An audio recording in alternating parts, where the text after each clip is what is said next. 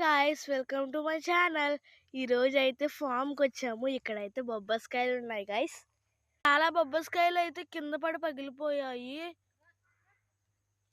నేను ఇక్కడైతే చూడండి ఎంత బాగున్నాయో. కోస్తాను ఇప్పుడైతే నేను గాయ్స్. ఒక కాయ అయితే కోసాను చూడండి, బాగుంది కదా గాయ్స్. ఎన్ని ఉన్నాయో బొబ్బస్కాయ చెట్లు.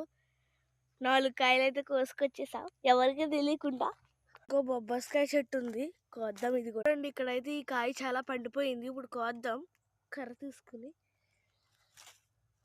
ఇప్పుడైతే నేను కోస్తున్నాను